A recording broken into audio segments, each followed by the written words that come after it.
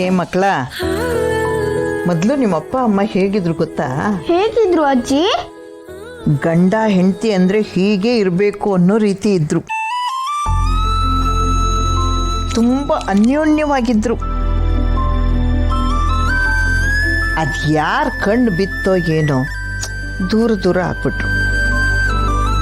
ಈಗ ಅವರಿಬ್ಬರು ಮೊದಲಿನ ರೀತಿ ಒಟ್ಟಿಗೆ ಚೆನ್ನಾಗಿರ್ಬೇಕನ್ನೋದೇ ನನ್ನ ಆಸೆ ಕಣ್ರು. ಖಂಡಿತ ಒಂದಾಗ್ತಾರೆ ಬಿಡಿ ಅಜ್ಜಿ. ಅವರಿಬ್ರು ಒಂದಾಗಿಲ್ಲ ಅಂದ್ರೆ ನೀವು ಬಿಟ್ಬಿಡ್ತೀರಾ? ಬಿಡೋ ಮಾತೇ ಇಲ್ಲ. ಗೊತ್ತಜ್ಜಿ, ಹೇಳು ಬಂಗಾರ. ನಾವು ಪಪ್ಪ ಮಮ್ಮಿ ಜೊತೆ ಯಾವತ್ತೂ ಮಲ್ಗೆ ಇಲ್ಲ. ಇವತ್ತು ಒಂದೇ ದಿನ ಚಾನ್ಸ್ ಸಿಕ್ಕಿರೋದು, ಹೋಗಿ ಮಲ್ಕೋಬೋದಾ ಪ್ಲೀಸ್? ಹೌದು ಮುತ್ತಜ್ಜಿ, ಪ್ಲೀಸ್ ಮುತ್ತಜ್ಜಿ, ಅವ್ರ ಜೊತೆ ಮಲ್ಕೋಬೇಕು ಅಂತ ಅನಿಸ್ತಾ ಇದೆ. ನಿಮ್ಮಿಬ್ರು ಆಸೆನ ನನಗೆ ಬೇಡ ಅನ್ಲಪ್ಪ. ಹೋಗಿ ಹೋಗಿ ಮಲ್ಕೊ. Thank you ಮುತ್ತಜ್ಜಿ.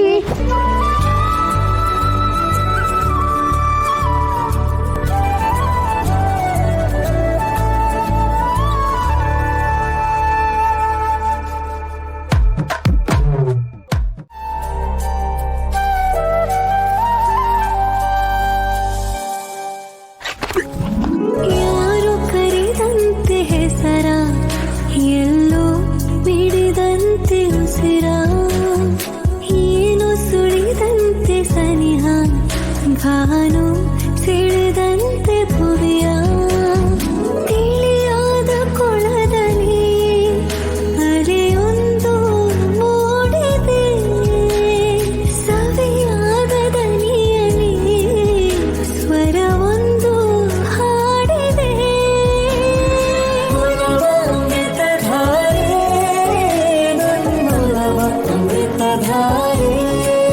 ಆಕಾಶ್, ನಾವೆಲ್ಲ ಜೊತೆಗೆ ಮಲಗಿರೋದು ತುಂಬಾ ಚೆನ್ನಾಗಿದೆ ಅಲ್ವಾ ಆಕಾಶ್? ಹೌದು ಮಿಂಚು, ನನಗೆ ನಾವೆಲ್ಲರೂ ಒಂದೇ ಫ್ಯಾಮಿಲಿ ಅಂತ ಫೀಲ್ ಆಗ್ತದೆ.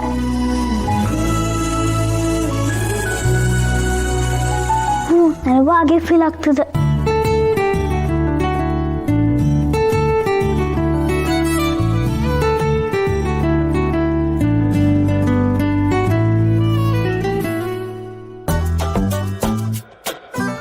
ಪಪ್ಪ, ನನಗೊಂದು ಕತೆ ಹೇಳ್ತೀರಾ ಪಪ್ಪ? ಕಥೆನಾ?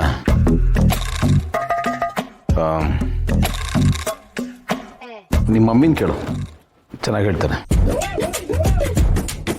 ಹಾ, ಫಾರ್ ಚೇಂಜ್ ಇವತ್ತು ಅಮ್ಮ ಕತೆ ಹೇಳ್ತಾರೆ. ಅಮ್ಮ ಕತೆ ಹೇಳಿ ಅಮ್ಮ.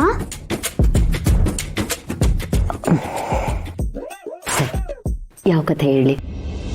ರಾಜ ರಾಣಿದ ಇಲ್ಲ ಹುಲಿ ಸಂಬಂಧ? ರಾಜಾರಾಣಿ ಅಮ್ಮ. ಓಕೆ. ಸೊ ಒಂದೂರಲ್ಲಿ ಒಬ್ಬ ರಾಜ ಇದ್ದ.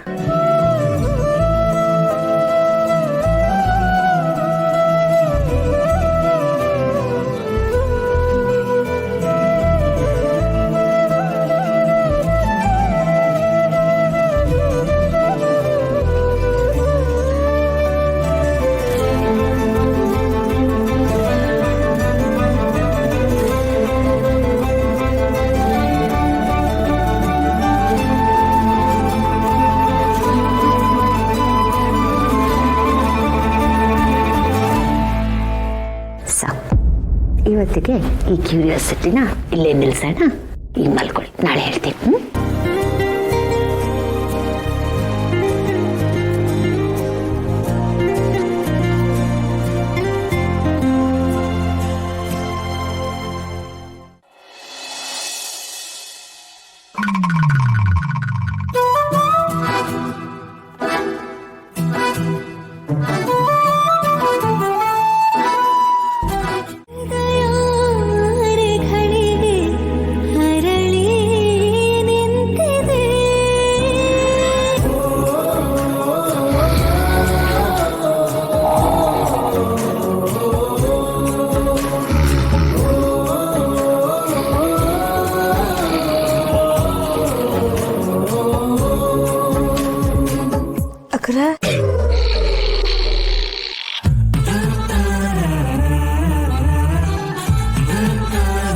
ಏನಾಯ್ತು ಮಲ್ಲಿ, ನಿದ್ದೆ ಬರ್ತಿಲ್ವಾ?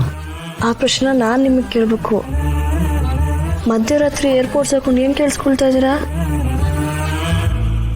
ಭಾವಗೀತೆ. ಭಾವಗೀತೆನಾ? ಹಾ, ಭಾವಗೀತೆ ಕೇಳೋದು ನಂಗೆ ತುಂಬಾ ಇಷ್ಟ. ಅರೆ ನನಗೆ ಸ್ವಲ್ಪ ಕಷ್ಟನೇ. ಅದ್ ಯಾವ ಗರಂದಾರಿ ಭಾವಗೀತೆ ಅಂತ ನಾನು ಕೇಳಿಸ್ಕೊಳ್ತೀನಿ ಕೊಡಿ. ಬೇಡ ಬೇಡ, ನೀನ್ ಮಲ್ಕೋ. ಪರವಾಗಿಲ್ಲ ಕೊಡಿ, ಕೇಳಿಸ್ಕೊಳ್ತೀನಿ. ಬೇಡ, ನೀನು ಇದು ಕೇಳಿಸ್ಕೊಂಡ್ರೆ ಬರೋ ನಿದ್ದೆನೂ ಬರಲ್ಲ. ಸೊ ನಿನಗೆ ಬೇಡ, ಇದು ಮಲ್ಕೋ. ಭಾವಗೀತೆ ಅಲ್ವಾ ನೀವು ಕೇಳ್ತಾ ಇರೋದು? ಕೇಳಿ ಕೇಳಿ. ಭಾವಗೀತೆನೋ ಭಾವನ್ ಗೊರ್ಕೆ ಗೀತೆನೋ? ಕೇಳಿ ಕೇಳಿ.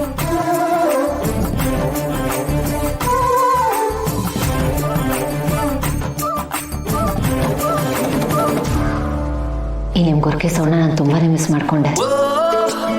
ನನಗೆ ನಿದ್ದೆ ಬರದೇ ಇದ್ದಾಗೆಲ್ಲ ಈ ನಿನ್ನ ಗೊರಕೆ ಸೌಂಡ್ನ ನಾನು ಯಾವಾಗಲೂ ಕೇಳಿಸ್ಕೊತಾ ಇದ್ದೆ. ಅದು ನನ್ನ ಪಾಲಿಗೆ ಲಾಲಿ ಹಾಡಾಗಿತ್ತು. ಮನ್ಸಿಗೆ ಏನೋ ಒಂಥರ ಸಮಾಧಾನ ಆಗ್ತಿತ್ತು. ನೀವು ನನ್ನ ಜೊತೆನೇ ಇದ್ದೀರಾ ಅಂತ ಅನಿಸ್ತಿತ್ತು. ಇಷ್ಟು ವರ್ಷದ ನಂತರ ನಾನು ಅದನ್ನ ಮತ್ತೆ ಈ ರೀತಿ ಕೇಳಿಸ್ಕೊತಿದ್ದೀನಲ್ಲ, ಇದು ನನಗೆ ಕೊಡ್ತಿರೋ ಖುಷಿನೇ ಬೇರೆ. ಅದನ್ನು ಬರೀ ಮಾತಲ್ಲಿ ಹೇಳೋದಕ್ಕಾಗಲ್ಲ.